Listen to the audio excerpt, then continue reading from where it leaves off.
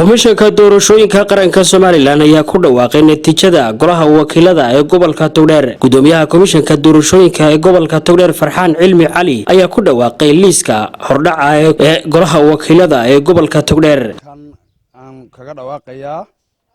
natiijadii golaha baarlamaanka ama golaha wakiilada ee gobolka Togdheer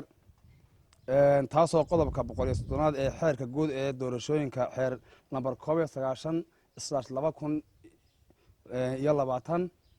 uu jideynayo ilaahay subxaanahu wa tacaala ayaan ugu mahadnaqonaa marka koobaad in ilaahay subxaanahu wa tacaala inoo fududeeyay hawshii qaranka ay baaxadda lahayd doorashada haddii aanu gundadego xildhibaanada ku soo baxay maanta golaha wakiilada ee gobolka Togdheer waxay kala yihiin sidan xisbiga UCID wuxuu helay 4 xildhibaan oo golaha wakiilada xisbiga kulmiyana wuxuu helay 4 xildhibaan xisbiga wadani wuxuu helay 7 xildhibaan saas bay ku dhan yihiin 15 xildhibaan oo loo kala helay haddii aan si faahfaahiyo xisbiga UCID waxaa soo baxay Faisal Yusuf Jaamac Xaashi Guuleed Maxamed Warsame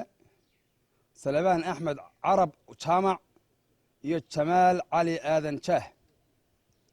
xisbiga kulmiyana waxaa soo baxay Cabdikariin Aadan Cali Dubbad Amiin Salabaan Jaamac Rooble Nuuraddiin Axmed Dayib Cabdiraxmaan iyo Jaamac Abokor Maxamed Mire xisbiga wadani waxaa soo baxay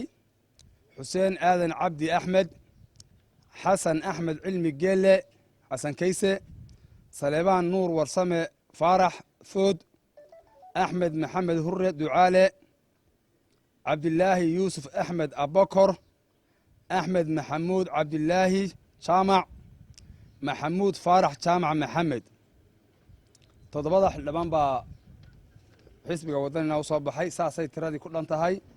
wabillahi tawfiiq Khaliil Barraawraan TV-ga qaranka Soomaaliland magaalada Burco.